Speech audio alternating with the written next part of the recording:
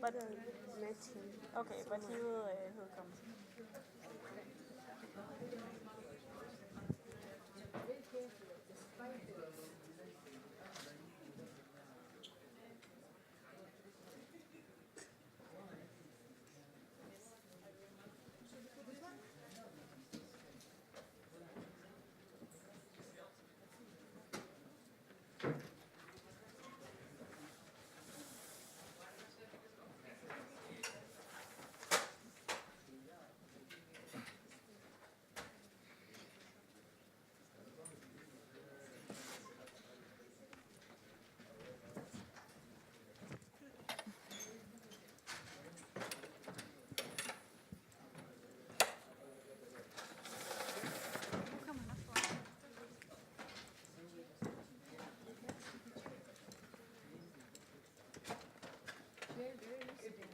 I'm standing.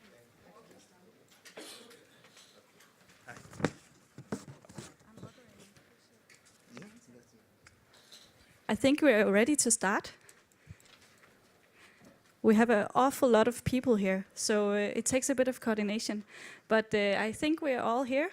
And I would like to welcome you to our joint side event, which is INSEDA and SusWatch and INFORSE who are organizing. Would you like to say a few things, Gunnar, perhaps? Yes, I would also like to welcome all of you for this joint side event where we are from the INFORSE network are happy to see you here and also happy to share it together with SusWatch and INSEDA.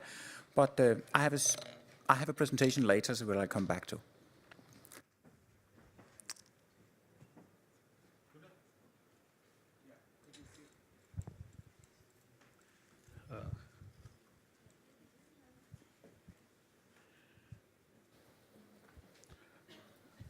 I'm Raymond Miles from INSEDA.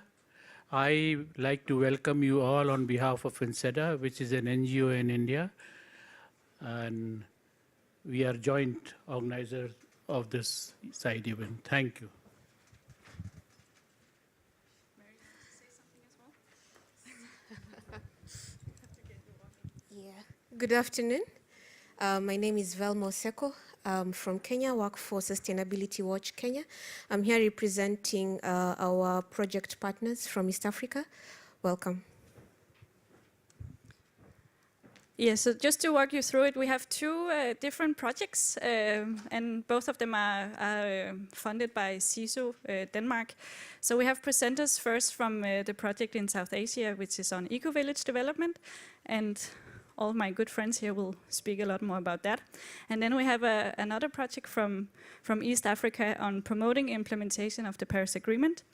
And we will do a shift of scenes when these people have given their presentation. And myself, I'm Lykke Valentin. I'm working for a small NGO in Denmark called DIB, and we are part of the INFORSE network as well. And we are coordinating the project from South Asia. So, word to you, Serene. Good evening, everyone. We are very happy to share our experiences with you. My name is Z.Myles, and I'm introducing to you the EcoVillage Development as a climate and development strategy. How did it start? 15 years ago, 15 to 20 years ago, when we were working in the villages in India and the north and the plains, everyone was feeling the impact and the changes in their lives because of climate change. But the women, and our focus was women, so women were only able to express it as then and now. Then I was able to have this, now I can't have this. Then I was able to grow by food, now I can't. Now, we are depicting these pictures which were made almost 15 years ago by our women. When we asked them to explain to us what happened, can you tell us what is the problem? So you can see the first picture shows women's burden is increased. They are farming, they are collecting fodder, everything. This is how they saw their lives. And then the second slide beneath that is all the men were going away, migrating to cities in search of work because they couldn't earn a livelihood. Agriculture was decreasing. They didn't know what to do. And the third and fourth slides on the right-hand side show you that this is what they saw. Sometimes it would rain too much, or it would not rain, or it would dry. It would be too dry. Our approach was community based and capacity building. So there was one part of our work that we selected women who had leadership qualities. We taught them how to talk to the other women. And here you can see that together with the other women, they are doing social mapping about the village. They are doing resource mapping and also coming out with problems. So capacity building and community participation is a very strong part of the EcoVillage development for us. What were the solutions then? They told us the problems. Where did my solution? How do I go backwards? Red one. Yes. Okay. The problem. Where did my problems go? Problems for loss of livelihood. I'm sorry, I'm not very good savvy with this. Migration of men in search of jobs, increase in burden of women's workload. So they are the ones who told us what is it that they needed. So together with them, we came up with the solutions. Water was a scarcity. It had stopped raining, or if it rained, it didn't go into the ground. They had to walk more and more distances to collect water. So green technologies were the solution we felt to overcome some of these problems. So we made roof rainwater harvesting tanks, but not the traditional ones using bricks, because that's not very environmentally friendly. What we did was we made it with bamboo base, reinforced with concrete and cement. So women were able to collect the rainwater in that, and they didn't have to make 10 or 15 trips every day. And this water they can use for growing kitchen garden, for their household work, and now they go only once or twice a day to collect water for drinking. The other thing which we thought of, which they were doing, they said, oh, we dry our extra produce. It's dried on the ground, on the open, under the sun, but they have to sit there. Someone has to protect it because monkeys come and eat it. There's dust. If it rains, it is bad. So this is a solar dryer, and women can very nicely dry in this and keep it for sale and for own use. They're able to make some money out of it. Then, again, the area is infested with monkeys. Monkeys would come and take away all their plants and destroy them, eat half, throw away half. Birds would come and eat half, throw away half. So we made a solar polyhouse, greenhouse for them, a small one. The government of India makes these, gives them 70% subsidy, but the 70% subsidy also means the women have to pay about 30,000 Indian rupees. They can't afford that. So we designed something which cost 35,000 only, and their contribution was 5,000. We don't give anything free. We tell them you contribute, either labor or money or material, because then they have a sense of ownership. Otherwise, it's just something you have given them. So solar poly greenhouse works very well for them. They're happy. They are able to get the money back very soon, because they can also grow seedlings for plantations. Compost basket was another thing. What they made was they used to take the cow dung, the animal dung, throw it in a corner, which added to the greenhouse gases, because methane would escape, and it would also lose all its nutritive value. In this, they were able to make compost in simple baskets, and they love it. They said it's light, I can carry it to my fields, because their fields are not just one big field. It is terraces, because it's the hills. So I have 1 minute only. Okay, kitchen garden, Hira hybrid stove was a very good, yes. No, I don't have, I have 2 minutes more, seconds more. Hira hybrid improvement. We made a special, because we were also looking at not only solutions, we were also looking at solutions for the environment. And cooking fire smoke is a very big environmental problem. So here we tried to see that the carbon from the smoke doesn't escape into the air. We made it go into the water. The carbon is dissolved in the water. Now what next? We want to make the eco-village development into a movement, not only in India, everywhere. We are inviting everyone to come and learn about it. And how do we do it? We think showcasing the success of EVD through media. I wish I had more time, I would tell you more. But I don't have. Involve industries to take up CSR projects.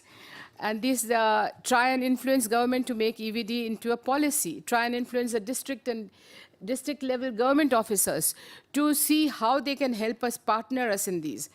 Train other groups and people in the concept of EVD so they can also take up this program in their own areas.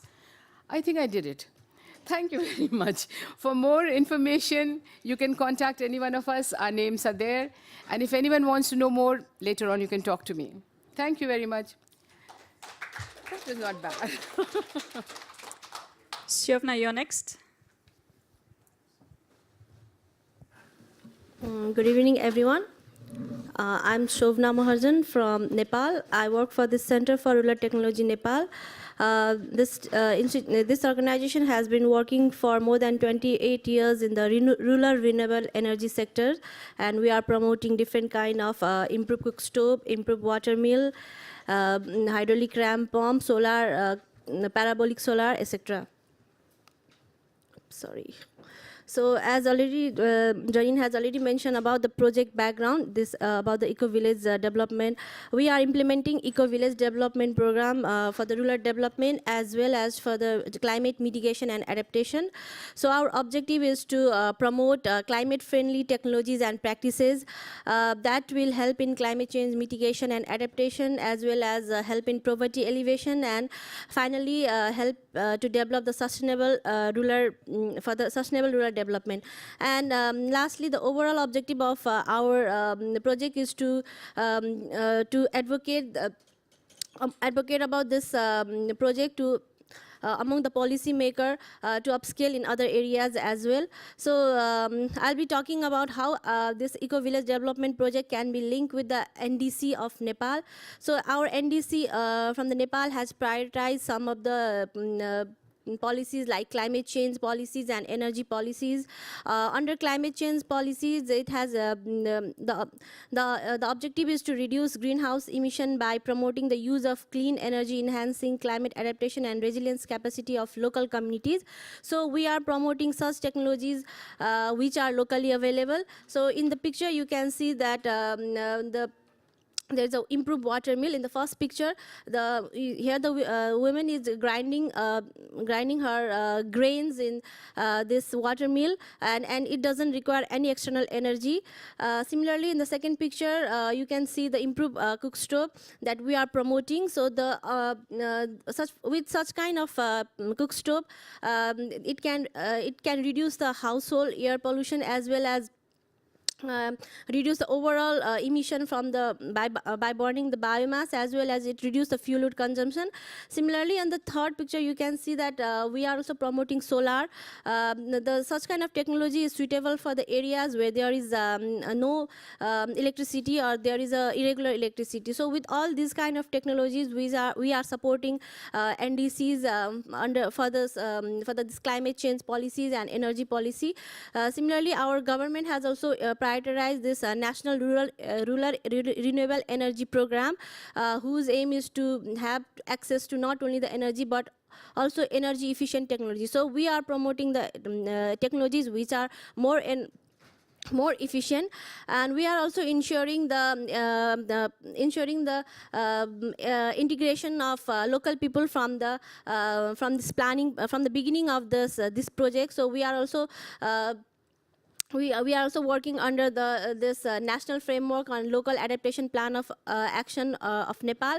So next one is our government of Nepal has developed this environment-friendly local governance framework. So under this, they want to develop the town or cities or villages environment-friendly. So they have set up some indicators, and so our project, EcoVillage Development Project, has fulfilled most of the indicators that has been set up by government. Similarly, under adaptation action of this NDC, they have prioritized the building climate resilience community. So we are working toward that, as well as under this mitigation action, we are trying to trying to promote the technology like biogas, as well as we are also working on promoting this smokeless cook stove and trying to help the government by providing clean cook stove to every household by 2030. Similarly, we are also working toward achieving sustainable goals. So some of the goals that our EcoVillage Development project has achieved are goal number 1 of no poverty, goal number 2 with zero hunger, goal number 5 gender equality, goal number 6 clean energy and sanitation, goal number 7 of affordable and clean energy, and goal number 13 climate action. Along with that, we are also working toward achieving the objective of sustainable energy for all by providing clean and affordable energy to everyone. Thank you. For more information, you can contact me or check this website. Thank you. Pressed, Shobna. 5 minutes at the second. Well done. Domingo, it's up. You're on the next one. I think my. Where's my?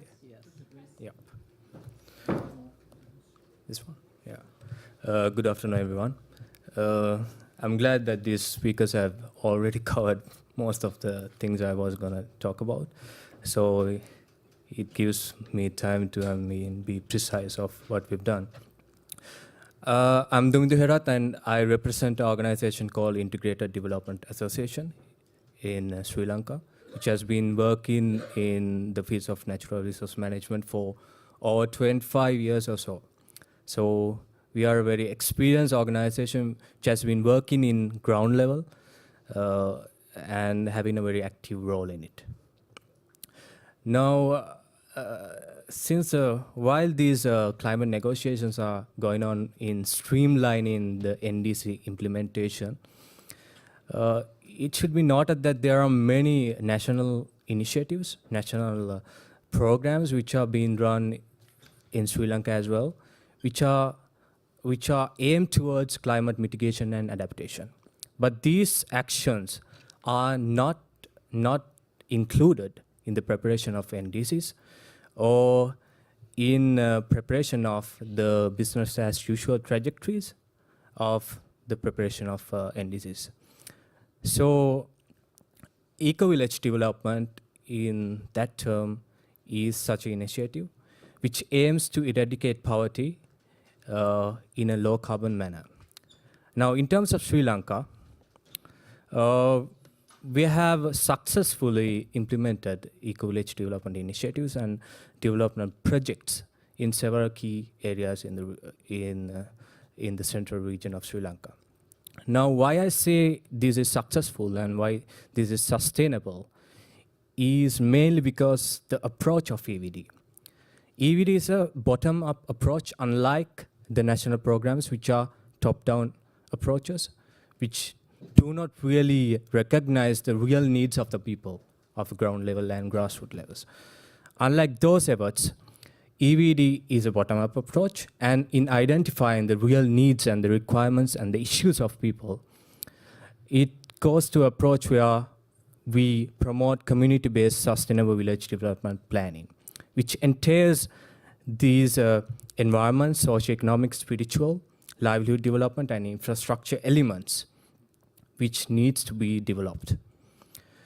Now, after this planning process, which includes the requirements and absolute needs and wants of people, we can design our solutions according to the village plans. Now, what we've done in the EcoVillage Development Project is that we have solutions which are affordable, which are appropriate, and which are low carbon at the same time. And we emphasize the fact that we should take productive utilization of local resources without outsourcing the resources from somewhere else, which makes it unsustainable. So these are some of the solutions that we have implemented. These speakers have already mentioned some of these solutions, so I'm not going to go through them. Now, in terms of scaling up and mainstream such initiatives like EVD, we see that nationally, the national governments should should prioritize decentralized bottom-up approaches, because we are dealing with rural communities and village communities, and we need to, it's a must that we realize the real requirements of people. And we see that information and finance flows should be effectively reached to the poor, so there should be a mechanism, a proper mechanism which is lucid and works fine. And we can, of course, take use of the local administrative structure as well in propagating these EVD initiatives. But finally, what we see that there are many key players in this who have similar projects like EVD in Sri Lanka as well. So what we need to do is build a synergy with these organizations and the key actors and key programs nationally if we are to succeed in such initiatives locally. So currently we have programs like 10,000 Green Smart Villages program and Grameen Shakti People's Movement, which links up well with something like EVD initiative. Now, talking about the EVD presence in NDCs and our NAPs, EVD does not explicitly have a very strong presence in the NDCs and NAPs, but there are some elements of EVD in the national adaptation plans as well as the NDCs when it comes to adaptation. But this is common for all I think most of what we are representing of, because we are solely dependent. Our main energy source in South Asia is biomass. So people mainly depend on biomass, especially for cooking requirements. So what implications comes with biomass is emissions such as coal in indoor air pollution. And yes, there's a lot of scope in terms of like including these emissions in the NDCs and strengthening the commitments nationally. But what we really lack is a robust mechanism, because we don't want to burden the countries of South Asia in developing a mechanism to measure these impacts and the emissions when it comes to low black carbon and emissions from cooking. So we proposed to the convention and the relevant bodies, because it's a common matter, if you can initiate or ignite something like developing a mechanism, robust mechanism, where these kinds of emissions could be included in the indices, it would help in the future as well. Thank you very much.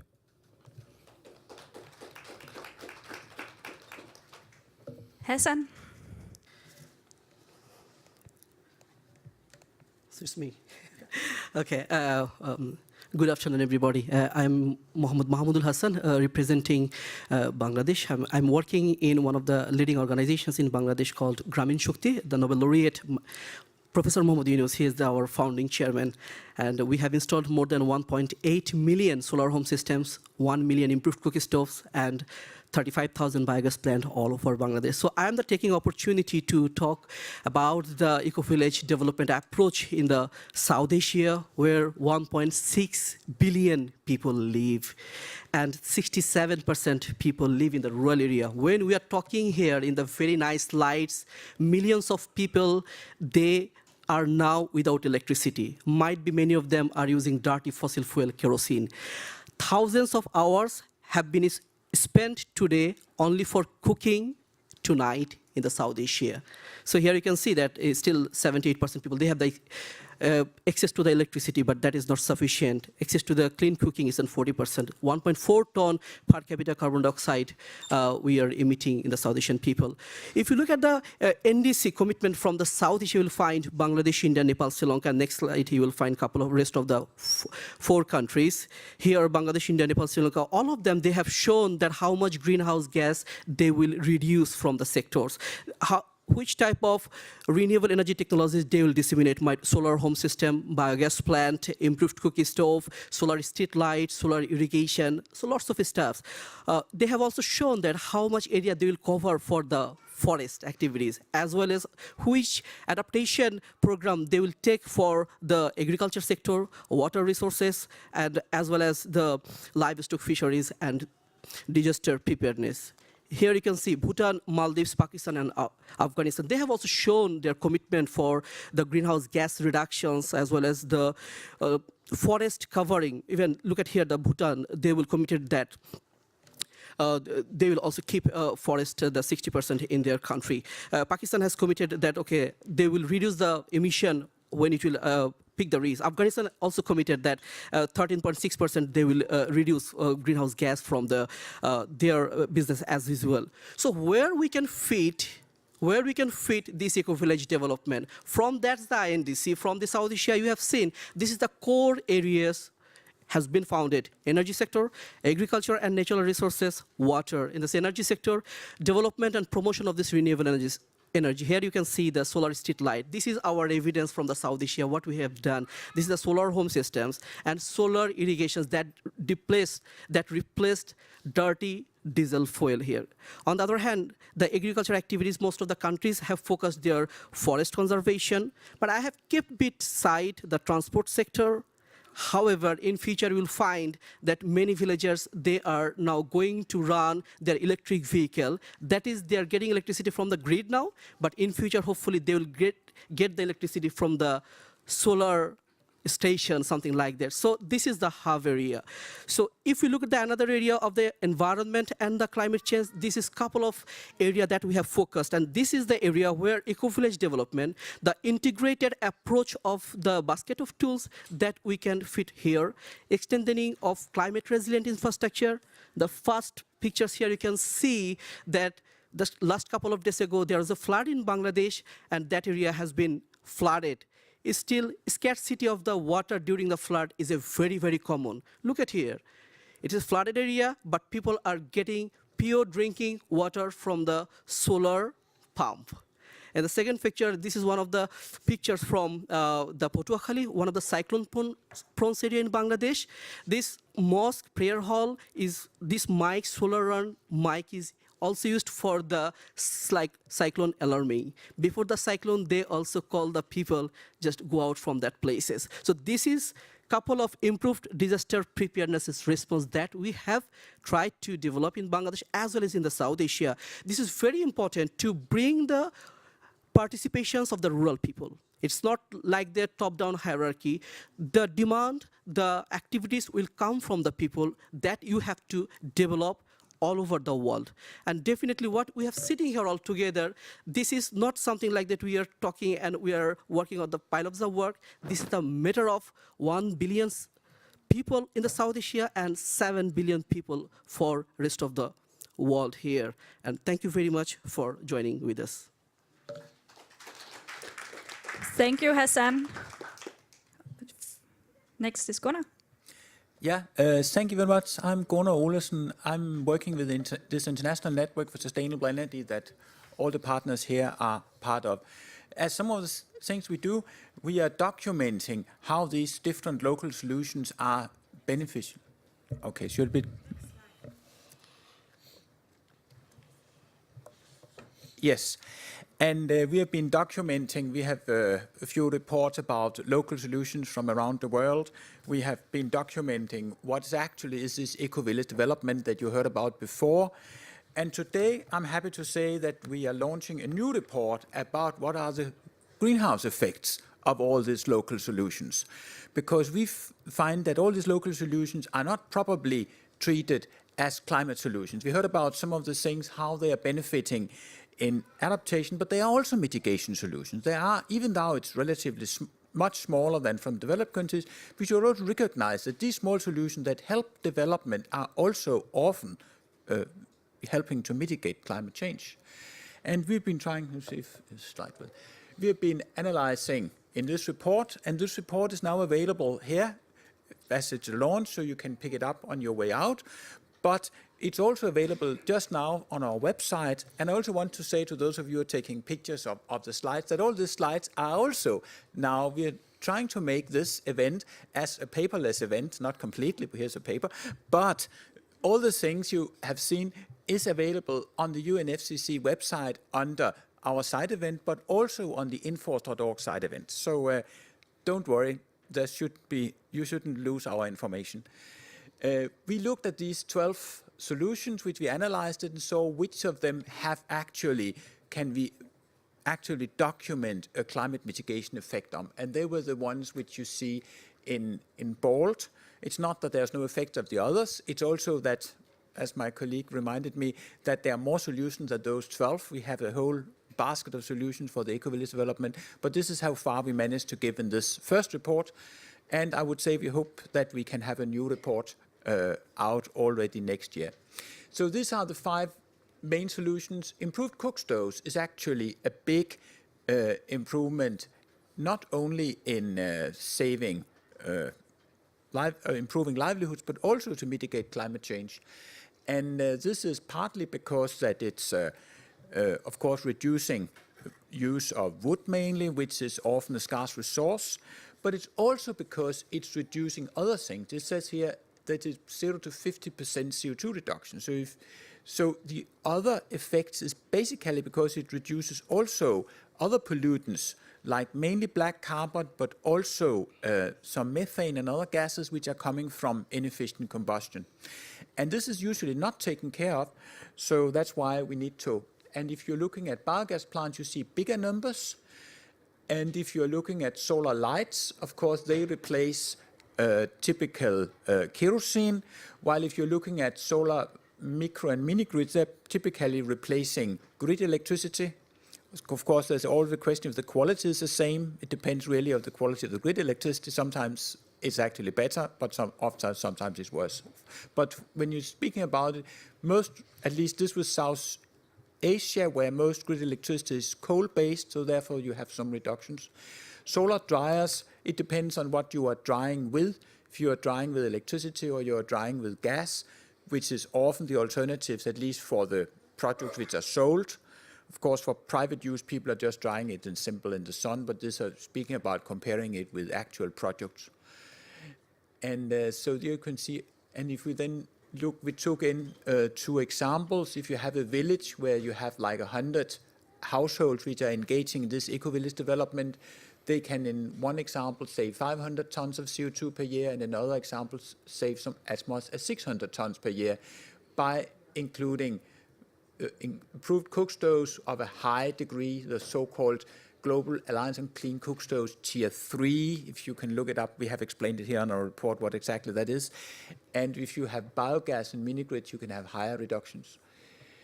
And some important lessons is, as I explained before, that the improved cook stoves and biogas reduce twice as much as just the reductions of the CO2. That means that most methodologies that only include half the climate mitigations because that it's not including anything else than CO2. And for biogas, they have some methane loss, but even now they are a good climate solution because they reduce so much for the other things. And then biogas also improves soil and chemical fertilizer, but these are less important. And then there are big uncertainties. Climate science is not a perfect science, and we need to go on. And we'll invite all of you also to contribute to this and have a dialogue with us. Thank you very much. Thank you, Gunnar. Santosh? The floor is yours. Thank you, Gunnar, for taking us through the different benefits of EVD technologies and the local solutions. I'm Santosh Patnaik. I'm representing Climate Action Network South Asia, which is a network of 160 civil society organizations across 8 countries in South Asia. So we represent all of us in South Asia. So I'm talking about the financing of local solutions, which is very crucial. It is a key enabler of financing, getting finance to do everything what we do, promoting these technologies, providing those benefits to people who needs them the most. Well, these are the technologies which a laundry list already been given by my colleagues. So there are several technologies starting from biogas to cook stoves to solar technologies. So there are several technologies which we promote, which we design across 3-4 countries. Then why financing is important if we go across that? That if you have been to South Asia, you might have come across the kind of poverty across the country, across the continent. Well, the technology transition, we could arrest the technology transition because if the poor people, around 300 million people in South Asia, particularly in India, are still huge cooks wood to cook. Now the technology transition, if finance is provided, same poor people could shift to using biogas or other cleaner technologies.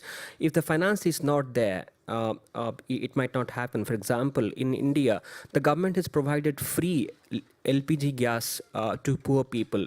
Now, when the first free gas has already ended, the gas cylinder has emptied.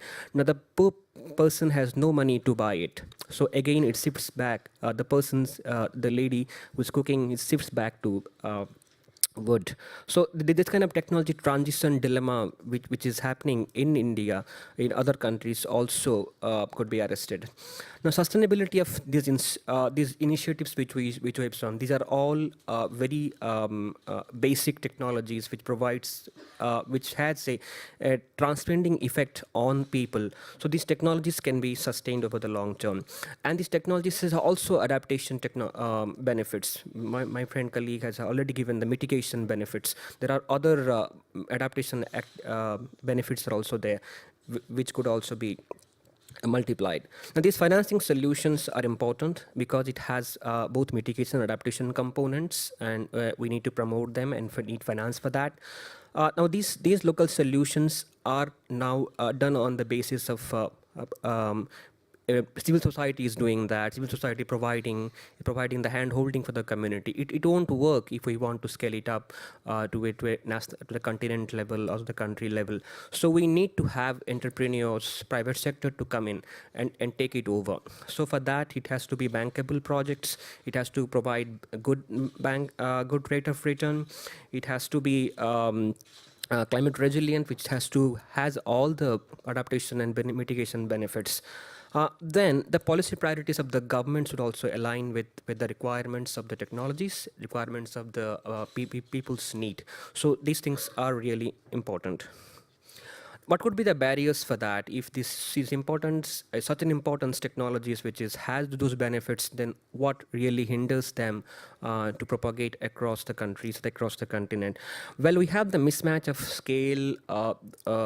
The financial products which are there in the continent is not really suiting to the requirement. For example, the incentives are for the larger projects. If there are big solar projects of 500 megawatt or 600 megawatt, there are funding available. Private sector will be leaping forward, jumping to fund it because there is money available. No one might be able to come forward to provide 2 kilowatt or 1 kilowatt or 1 cubic meter biogas to a person. So the targeted financial products are not there. So we need to solve that problem. We have to have the tailor-made financial products made for the small businesses, for the small technologies which is needed. Now, there is knowledge gap as well. Increasing awareness is needed. So we have to inform the consumers and others for that. To improve knowledge in communication, marketing, and other information, and product information also. Improving the policy and enabling environment, which I already explained. Now, what do we expect from COP? We expect that the climate finance, which has been provided, the promise has been given by developed countries should be fulfilled so that these technologies can be provided the required help. NDCs and NAPs, which is being drafted by developing countries, like particularly in South Asia, should have all these components into it. Private sector finance also need to come. Public sector public finance should act as an enabler so that it can attract private finance. It has to be de-risked. The investment should be de-risked. All the information should be taken away. The risks should be taken away, and there should be a better communication between private sector and others. Thanks. Thank you, Santosh. Jyoti? Yeah. Thank you, Santosh.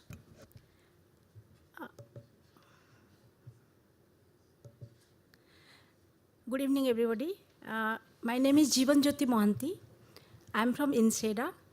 Actually, I'm going to present the paper of K.Myles, who is the Chief Program Director of INSEDA.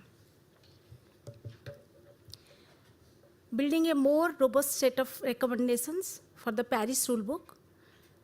The Paris Rulebook, which must be negotiated by 2018, can set the course for meaningful and effective climate action. Equity in climate actions can be more fruitfully attained by adding sustainable development, especially poverty reduction, to climate change, including more diverse sources of emissions to get an accurate baseline and the updating of accounting methodologies in line with the latest scientific evidence.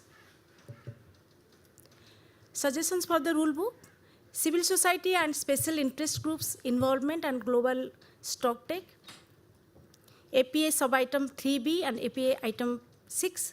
Civil society groups should be present at stakeholder consultations during the framing of the policies and in a significant way at the stock-taking stages. This is important at the framing of NDC stage to ensure adequate broad-based representation of interests and the inclusion of local low-carbon development solutions like the EcoVillage model. This can allow civil society groups to push for higher ambition while framing mitigation targets. This is also key at the implementation and verification stage to ensure that mitigation goals are met. Addressing poverty reduction through local grassroots aspects.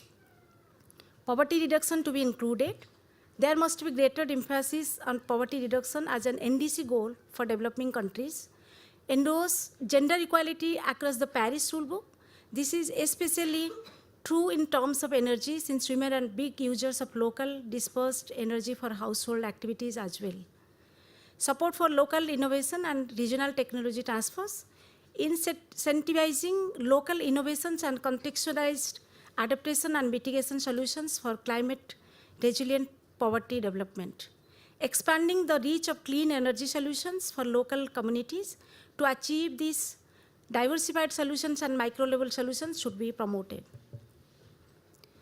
Including a wider source of emissions while accounting must include the emissions of black carbon.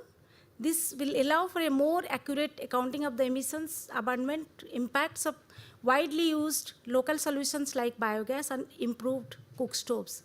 A positive step in this regard is the new proposal of LMDCs that proposes the use of the latest IPCC methodologies, which allows the inclusion of the climate impact of the particular matter. Emissions from local and dispersed sources must be included. The National Inventory Report on anthropogenic emissions by sources must also include black carbon particles and emissions from other dispersed sources. This will have a significant impact on baseline calculations and also give a more accurate picture of emissions and their abatement. Transparency framework, including reductions in local and dispersed emissions. This should be included in tracking national contributions to emission reductions, co-benefits of mitigation actions. Such actions, including poverty reduction actions, should also be included for accounting and reporting purposes. Thank you. For more information, you could go through the website already mentioned here. And this is your position paper, which is already uploaded in the website. You can go through the position paper. Thank you so much for listening to us. Thank you, Yoti. And we'll just have a change of people sitting up here. So I kindly invite Velma, Mary, Richard, Stephen, and Rosita. You can join us if you want. We're actually lucky to have two national delegates represented here, both Rosita from Sri Lanka and Stephen from Kenya. So I please come and join us up here. And I'm sure you're all bursting with a lot of questions and comments to this. We'll have a session at the end where you'll have the opportunity to do that. So don't worry.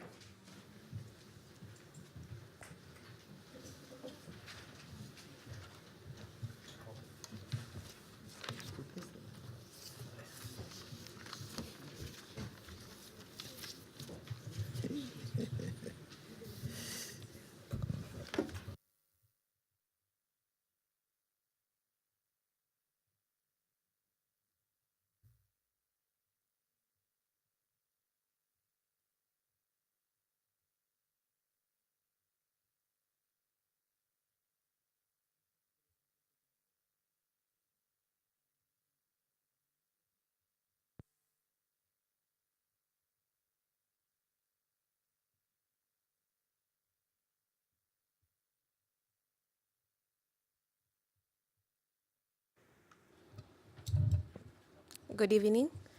As I had mentioned at the start of this session, my name is Velma Oseko. I work for a non-governmental organization called Sustainable Environmental Development Watch, in short SusWatch Kenya. We are a civil society organization that is a network comprising of more than 50 civil society organizations and CBOs and other NGOs across the country of Kenya working on sustainable development initiatives. I was tasked with the responsibility of giving a presentation today on local solutions in practice as climate solutions, reducing deforestation, and supporting development and poverty reduction. So what I'm going to showcase today are just a few climate solutions that community groups have been implementing in Kenya that are quite similar to what the EVD project in South Asia has just showcased, but probably with just a slight twist. So I'm going to make it as short and sweet, hopefully.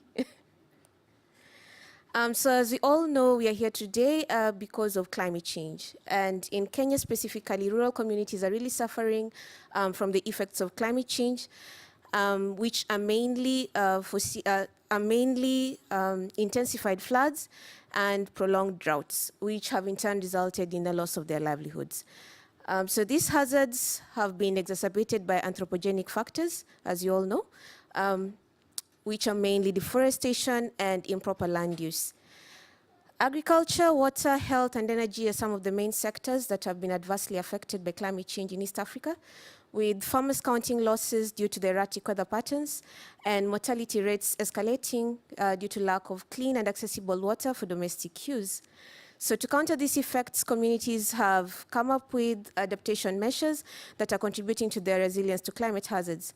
So I picked on two main sectors to showcase some climate adaptation solutions, which are agriculture and energy. So in agriculture, as you can see from that photo, that is a community-based organization in a county in Kenya called Nandi.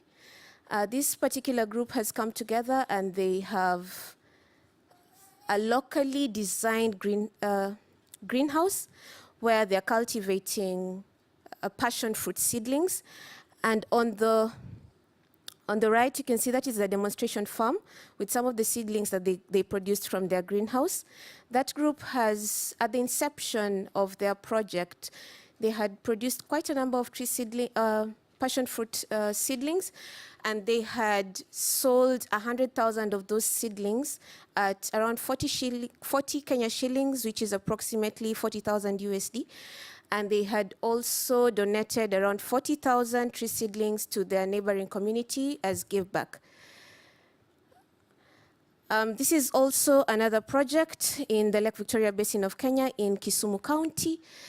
This is a group that has invested in a tree seedling establishment. It is a community-based organization that has brought together around, I'd say, 30 local groups which have been involved in savings and credit.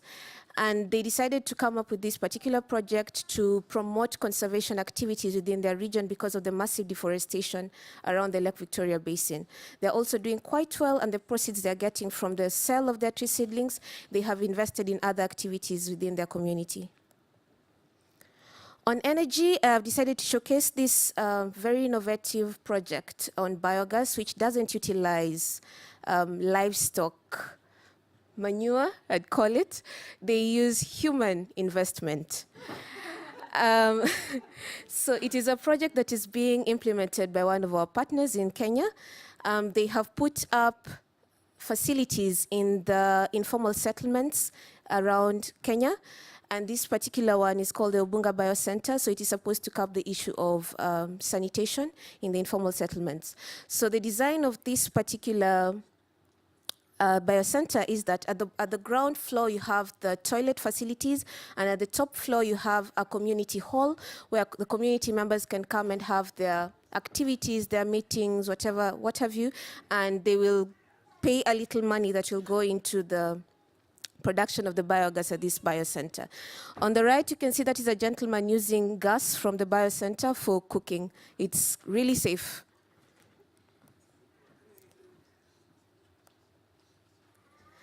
The other innovation I'd like to showcase is this, the locally made energy-saving cook stoves. This is also a project that is being implemented in the Lake Victoria Basin of Kenya. This particular group is also working on savings and credit, and they are being, our partner organization that enabled this particular project has been training them on how they can design and how they can install these locally made energy cook stoves within their homesteads to counter to the excessive use of firewood. The other thing that we have been doing, which I haven't showcased in my presentation, is the promotion of solar housing systems. We are currently in the process of issuing solar housing systems to community groups in the Lake Victoria Basin, and we have collaborated with the private sector, a company called D.Light Solar Company, and we are providing solar housing systems to the local communities at subsidized rates. The communities, instead of paying the actual price of the unit, the market price of the unit, they are getting the unit at a subsidized rate through our organization. So those are a few of the local solutions that we are currently promoting in Kenya. That's the solar housing system. So thank you. That's our logo. We are based in Nairobi, and there's no affiliation to the Illuminati with the eye. That's just our watchdog role. Thank you. Thank you, Velma. Mary?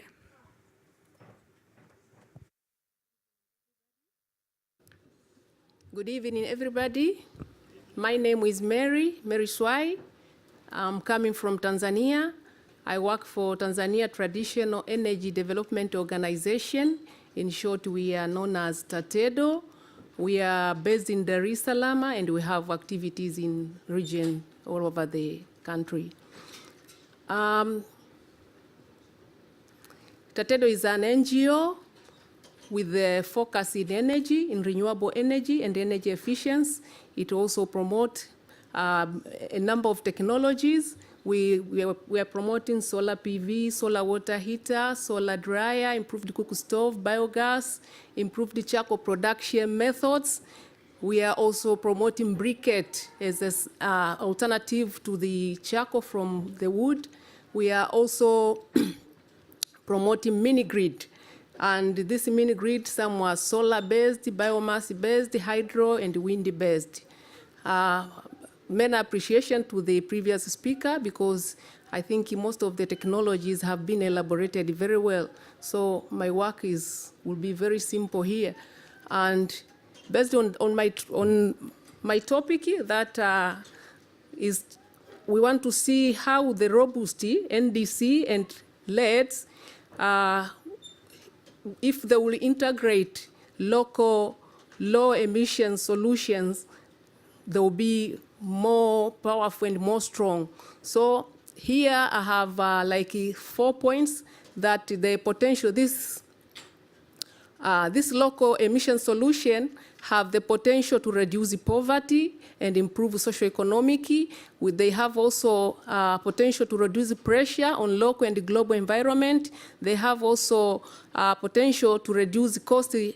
They are cost effective. If you are to compare to extend the grid in isolated area and to invest in the mini grid, it means this mini grid are more cost effective. And also they enhance the national energy security. I will then elaborate my points using a number of interventions which we are involved with. We had an intervention which had an objective to address problem related to inability to access energy, which hinder most of the health and education centers and business entities from delivering quality services. And here you can see this is an hospital where we installed a solar home system, and then after installation, they were able to preserve the vaccine, and then they were able also to deliver health services during evening, like And apart from that, as I said, this intervention also, we targeted the schools And here you can see from the school, they were able to at least start for 4 more hours, unlike the past before the intervention. Also, this intervention assisted them to be able to use the laboratory equipment, which was not possible before. And from here, you can see also the improved cook stove. And here you can see about this improved cook stove. They were also installed in the institutions, in the schools, and here they were able to reduce the firewood use by 60%.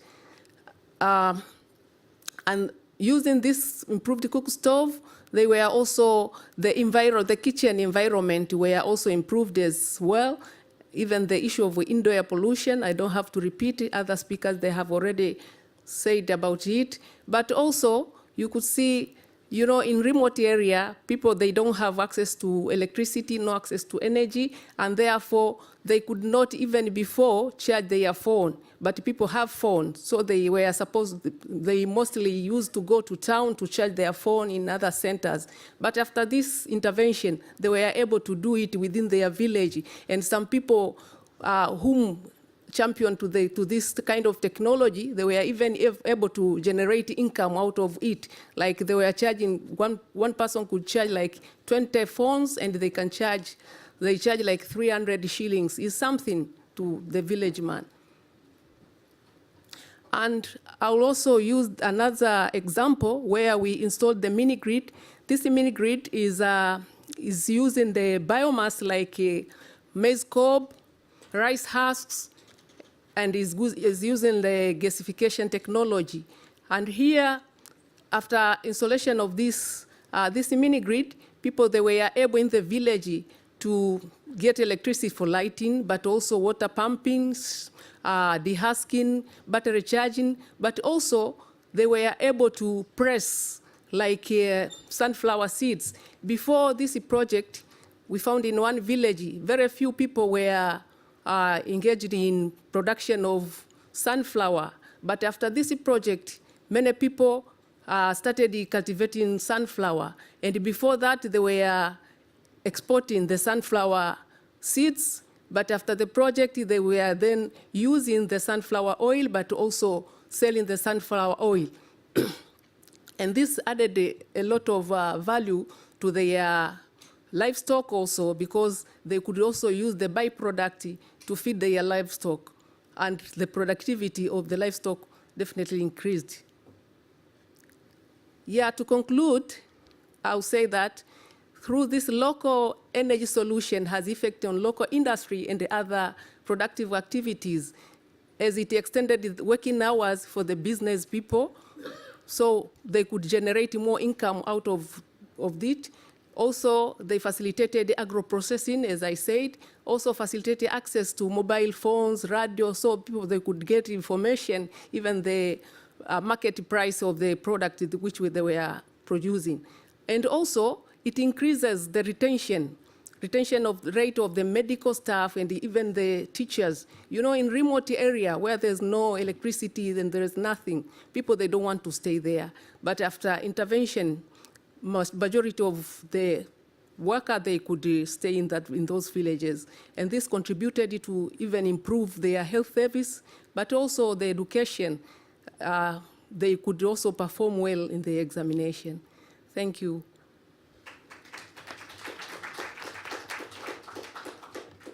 Thank you very much, Mary. Richard?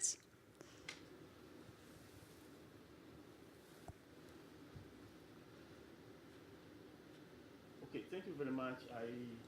I'm just adding to my colleagues. I'm K.Myles Richard. I work for Uganda Coalition for Sustainable Development. We are also partners we are members of INFORSE, but also partners in the project to implement the Paris Agreement in East Africa, and we're the focal point in Uganda. I'll do three things. First of all, I want to highlight our brief that we have made based on our own findings in East Africa on how the Paris Rulebook could look like and what the content can be. So this brief is available for you to pick as you get out. Secondly, I'll quickly go to to the, oh, sorry. Now, I wanted to go to the last slide, so I didn't waste time. Yes. So this is, so we just do, Yeah. We have to go through all of them? Yeah, just go quickly up to almost the end. Now you see a recap, if you forgot what happened in the beginning.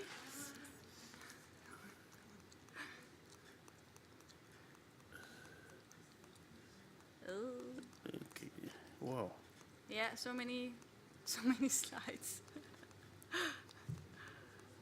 We're soon there. Yeah. Yeah, Yeah, sorry. it's gone.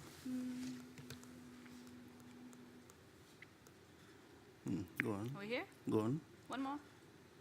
Yeah, go on. Yeah, no, don't guess behind me. Yeah. So I wanted to highlight just a few things based on our own baseline studies that we have carried out. That there are about 4 or 5 things that are very important for us to look at when you talk about developing the proposals for the rule book, based on what we are getting through when we're implementing the project to implement the Paris Agreement in East Africa. First of all, we see that there's need to empower and strengthen the local or frontline communities. These are the communities that are really, at the forefront of climate action, and therefore they need to be given attention in terms of clear budgets. Because what we're seeing for example, in Uganda is that the budgets seem not to be reaching, the local level, as well as the technical support. You only find one person who is in charge of huge areas, and then he doesn't have all the support. And then also the skills and information and knowledge. The climate change discussions are moving extremely fast. That we are here seated in Bonn. Where we come from, people are not yet getting this information, for example.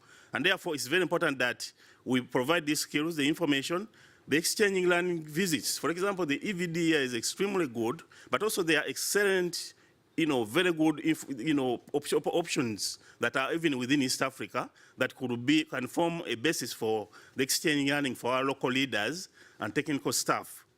And then the institutional collaboration across institutions and sectors. NDCs principally capture everything in development. And therefore, agriculture, energy, education, mention it, should, come down together and see how they can, work together to address the climate solutions beyond, looking at the silos as they do. But also the basis of all of this, just to conclude, is that we are looking at the UNFCCC as our starting point. The convention in Article 6 is very clear on what we should do.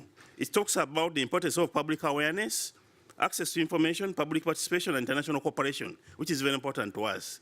But this Paris Agreement takes it even further, that it looks at, in Article 11, for example, is on capacity building, but 11.2 is even more very clear because it looks at the subnational and the local level. And Article 12 is even excellent because it talks about climate change awareness and education, which we need to expand and make sure that it's really, a very core part of the rule book, so that we don't lose out on some of our communities that need information, and knowledge, and skills. I think I need to stop here. Thank you. Thank you, Richard. And now we'll go on to hear from S.Kinguyu, who is the Climate Change Director from the Ministry of Environment of Kenya. I hope I pronounced your last name correctly. I don't think so, but possibly you can better. No, it's yours. You are fine. My name is S.Kinguyu, and I work for the Climate Change Directorate in the government of Kenya. I'm honored to be here. I'll be very brief. I will speak briefly on how developing countries and the climate can benefit from stronger NDCs and low emission development strategies. And just to jog, of course, our memories, because we know what NDCs are. Of course, they are anchored in the Paris Agreement, Article 3. They are supposed to be nationally determined, and therefore they are supposed ideally to project bottom-up contributions to the global efforts to address climate change.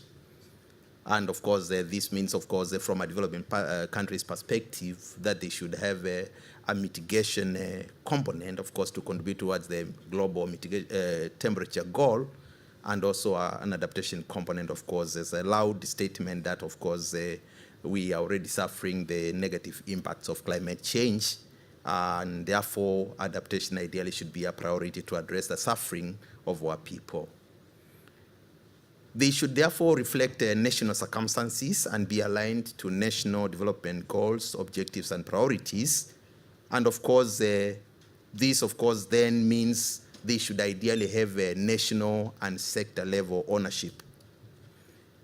They should represent, of course, according to Article 4, Paragraph 3, they should represent a progression over time. And therefore, no subsequent NDC should be less ambitious than the existing one. And I think I will just leave it at that point. And I'm just saying that, of course, Kenya's NDC deliberately includes both a mitigation and adaptation component as a deliberate statement, of course, that the country wants to address climate change mitigation and adaptation on equal footing, and this, of course, for national good. And I think because there has been talk also about support, of course, the implementation of the conditional components of NDCs, of course, is contingent upon support. And this, of course, in terms of finance, technology development and transfer, and capacity building, of course, which is very well articulated in Articles 9, 10, and 11, respectively, of course, of the Paris Agreement. And I'm just saying, of course, then with this in mind, then there is need, of course, for transparency and predictability and equity, of course, with respect to the access, of course, to this support. Just again, because we are talking about low emission development strategies, of course, again, low emission development strategies are defined by the OECD as forward-looking national development plans and strategies that encompass low emissions and or climate resilient economic growth. And of course, I'm just bringing the OECD definition because there is no globally agreed definition of low emission development strategies. They first appeared, of course, in the UNFCCC discussions or climate change negotiations at Copenhagen during COP15.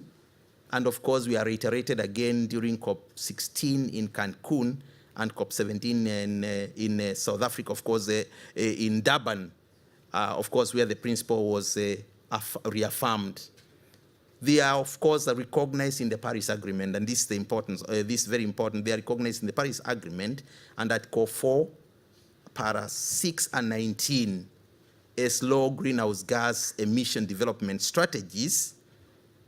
And of course, in Decision 1CP21, which is the decision from the Paris, of course, that covers the Paris Agreement, Para 36. Of course, parties are invited to communicate by 2020 to the Secretariat their mid-century, long-term, low greenhouse gas emission development strategies in accordance, of course, with Article 4 of the same agreement. Now, I'm just saying because I'm bringing this deliberately because many times we hear people talk about green growth, low carbon development strategies, low emission development strategies, and then we confuse our stakeholders, we confuse our policymakers, and they keep wondering whether we are talking about one and the same thing. And I'm just ending this discussion by saying, of course, then it's upon the responsibility of each one of us, of course, to demystify this confusion so that we domesticate these ideas and then we create synergies in their implementation so that they make development sense, of course, for our people and systems. And then, of course, if well planned and executed, of course, the LEDS, or low emission development strategies, can contribute towards the implementation of the mitigation components of our NDCs. Just to share with you some of the challenges, of course, as Kenya that we have noticed. We, of course, like any other developing countries, of course, in the implementation of our NDCs, because we cannot have strong NDCs if we do not have the requisite implementation mechanisms or resources. We have had, of course, issues of inadequate resource allocation. We have had issues of inadequate technical and institutional capacities, which is exacerbated, of course, by the very high turnover in public service, in the public service, and which of course applies to most developing countries. Of course, we have had issues of lack of alignment with national development goals, objectives and priorities, and in some of the lessons, of course, that I will share with you, because that's the next part I'm going to, then I will share some of the solution, of course, to this, or how we have handled these challenges. Sometimes, of course, there is lack of ownership across the implementing sectors, and of course, especially at the subnational levels. And of course, sometimes we fail to communicate the socio-economic benefits, which of course, where development is anchored, of course, what are the development benefits of our climate change actions? Because this is what will sell in most development country environments. Of course, lack of policy and legal frameworks to provide the legal backing, of course, to climate change action, and lack of political goodwill combined, of course, with many times low levels of awareness. Some of the lessons, and this will be my last part, of course, is that policy and legal frameworks, of course, are critical if we are going to make any meaningful implementation of NDCs and any other climate change action, because this eliminates the risk of relying on individual goodwill. Because we have had an experience like we implement our Vision 2030, which is our blueprint for development up to 2030 through 5-year medium-term planning cycles. And the second medium-term plan ends in June coming year. And we are supposed to go to the third medium-term plan. And during the second medium-term plan, we tried to mainstream or to integrate climate change adaptation and mitigation in our planning, in our budgeting and implementation, but it was not as successful as we would have wanted to see. And what is the problem? Because there was no legal framework, of course, for that, providing any obligations or expectations, of course, for mainstreaming. And therefore, this is important because now, we have at least our Climate Change Act, which became law in May last year. And this provides, of course, a legal framework for the mainstreaming of climate change, creating clear expectations and obligations, of course, on the different stakeholder categories. And I'm talking about all of them because it recognizes the complementary roles and responsibilities, of course, of every stakeholder category, including non-state actors. And of course, it also creates an avenue for, or a possibility of the establishment of incentivization schemes, of course, to recognize the efforts of private sector entities or non-state actors, and of course, incentivizing them, of course, to continue contributing towards addressing climate change. Now, because of the legal framework created by the Act, at least for the very first time in our history, we have had now climate change being recognized in our planning cycle as a cross-cutting thematic area. And therefore, we have had a legally established climate change thematic working group that works with the sector working groups for the different sectors, of course, the different planning sectors, so that we ensure the mainstreaming of climate change in their sector plans, because it's the integration of those sector plans that, of course, makes the national medium-term plan. Of course, this, of course, ensures that climate change is mainstreamed in policy, in planning, in budgeting, and implementation, of course, at both the national and county levels, because we have got one national government, 47 county governments. Now, of course, the mainstreaming also creates an opportunity to create synergies between climate change action and related initiatives like sustainable development goals, like low emission development strategies, green growth, green economy, and among others. And this, of course, reduces institutional conflicts. It also, of course, reduces the possibility of overlaps and, of course, encourages, of course, resource use efficiency. It also, of course, ensures that climate change measuring, reporting, and verification, which is ideally the equivalent of M&E in common jargon, of course, is integrated in national and subnational M&E structures and processes, which is important because then you don't have to struggle to create a parallel M&E framework or M&E process, of course, for climate change action and support. And of course, it also ensures, of course, that socio-economic benefits of every action, because these are requirements under our planning framework.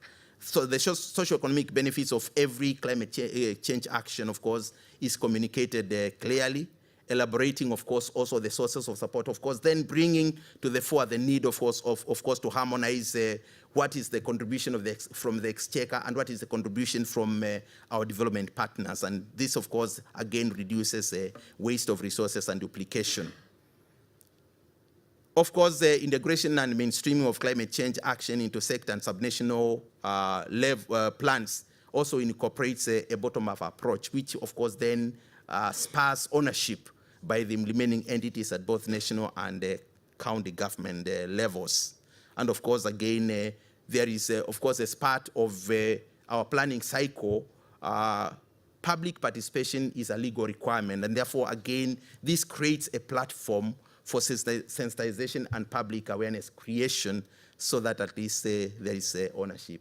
My part in short, I'm saying just even if even if we had the best plan or the best NDC, it will not amount to much, or it will not amount to much in terms of benefits of accruing, of course, to the communities until and unless, of course, we recognize the complementary roles of all the stakeholder categories and deliberately create space for each one of them. And then second, of course, multilateral decisions cannot, sometimes they sound so good when you read the language, but again, they will amount to nothing until we develop strategies, of course, at the national level to domesticate them and of course, to ensure that they are implemented. Thank you very much. Thank you very much, Stephen.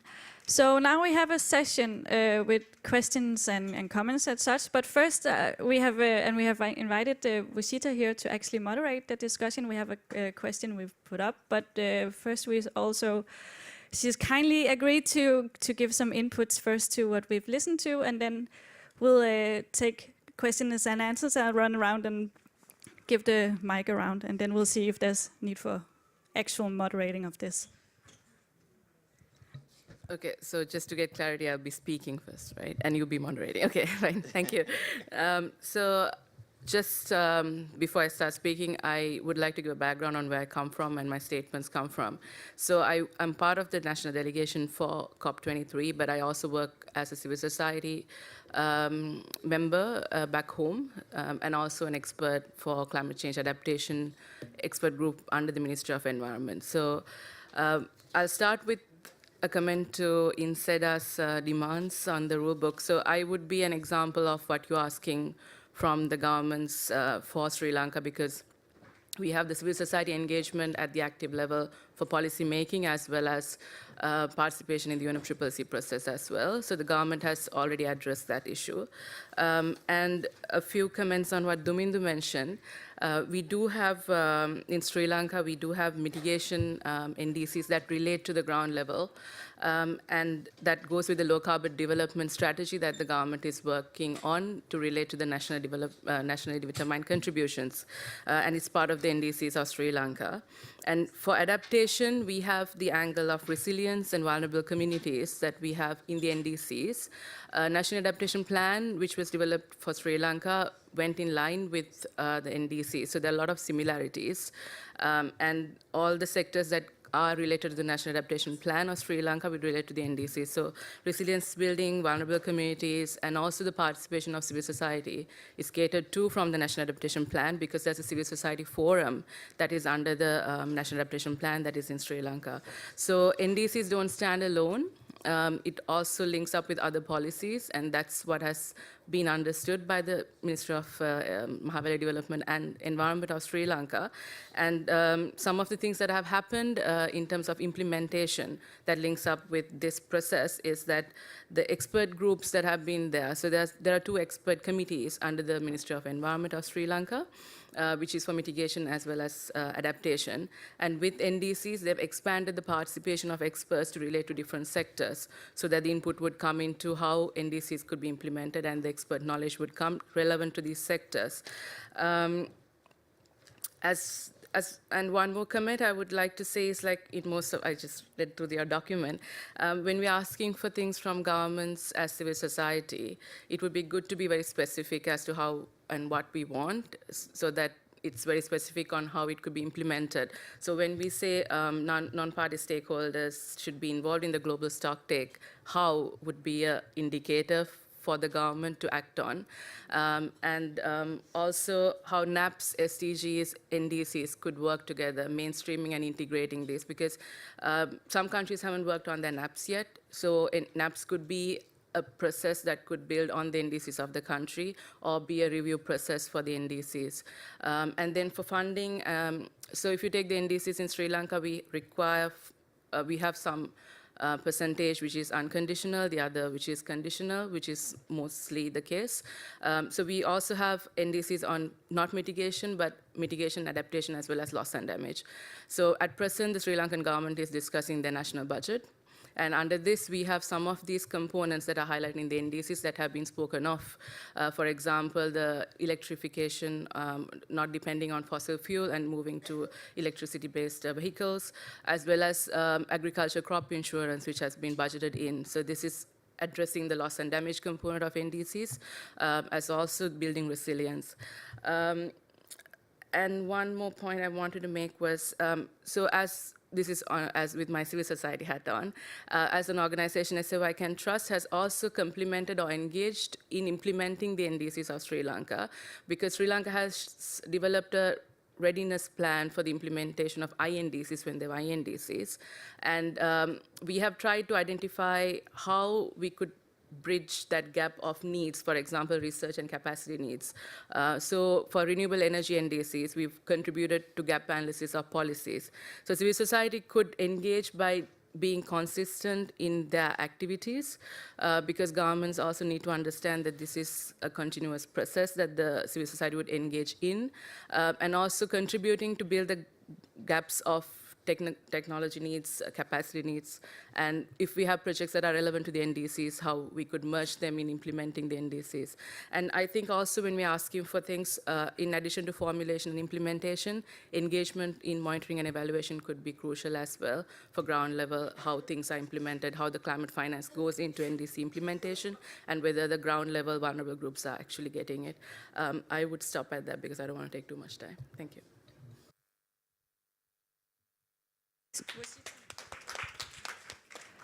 Thank you for your inputs, Washita. I think they were quite valuable for all of us.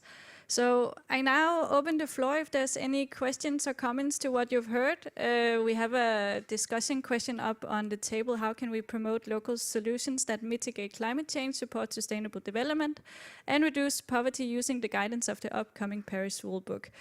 Not saying that we need only to discuss this. If you have any questions in mind, then yeah. We'll just collect a few questions. If you have someone you direct them directly to, just say so, and then we'll... Hi, my name is M.Swai, and I'm an intern for the International Institute for Environment and Development. My question actually relates to, this is an excellent panel, by the way, and it was really wonderful to hear all the different perspectives and the different case studies from the different from all the countries. My question relates to those who are implementing projects with local partners who are from the private sector. I'm interested to know what are the barriers and enablers to private sector investment in the energy projects or in the other projects that you work on. Thank you. Next question.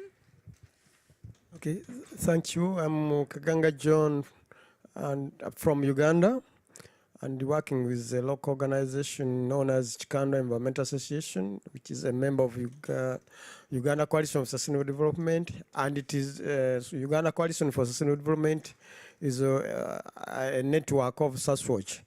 All the presentation have been very good, but the first presenter mentioned about migration due to jobs. But during this COP23, we are missing something about migration. You know very well that next year our global leaders are going to adopt a global compact on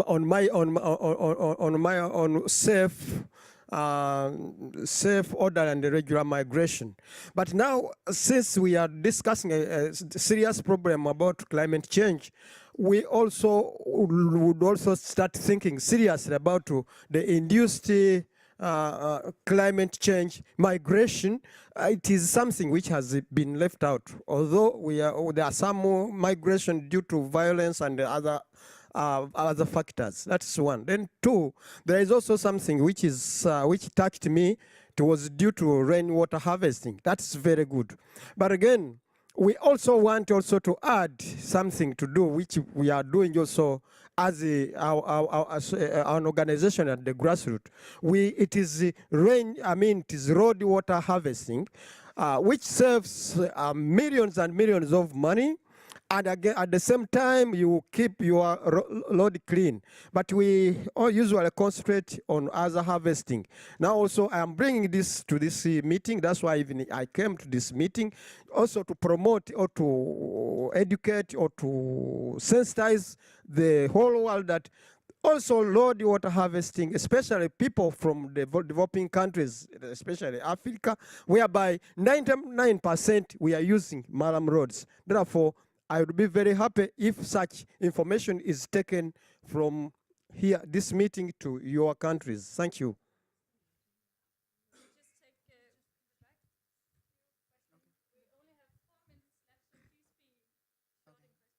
Thank you very much. My name is Julius. I come from Kenya. I work with Pan-African Climate Justice Alliance. We are talking about the rule book, and one thing that comes into my mind is the question of transparency. So we have been, for a while now, we know that there's been review of the mitigation area, but most of our developing countries believe that the NAPs touch on adaptations, but we don't need to review the adaptation aspect.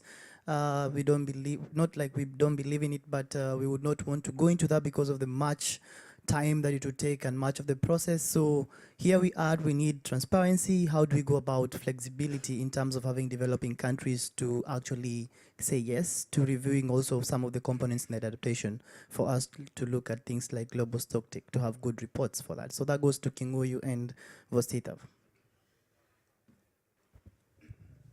I think we're going to, if you can have some answers to the first round of questions.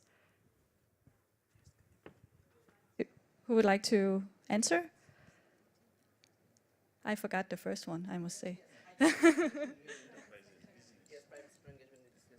from IIED. Okay, great. Yes, we had the chance to work with IIED in Bangladesh also. Yes, this is a very good question. What about the private sector engagement? If you look at the South Asia, even from my country, you'll find that state-owned organizations, they actually come forward. But at first, NGO come forward, they have shown something like a pilot project or something like that. When they need the money, so they started to go to the bank, commercial bank. But when they go to the commercial bank, that first question of the commercial bank, to which home you are working? When I mentioned I'm working with the farmers, and then mentioned how we'll get this money, then I will go for the monthly installment. Then he mentioned if there's any flash flood or something like that. Even in Bangladesh, last couple of months ago, it was flooded. And from the government, it was mentioned no one will take a monthly installment from the farmers or something like that. So how the organizations will go forward? Because I have a large infrastructure. I have lots of employees. So 4 or 5 months, to some extent, how I will be sustained, something like that. So what happened actually, they have made a financial mechanism in such a way that donor agencies will put fund the government, and government will disburse this money to this type of NGO who we are implementing agency. But now when the Green Climate Fund or this type of bilateral carbon trading, now government is focused on to bring much more private sector in their pipeline, especially for the solar mini grid, solar irrigation.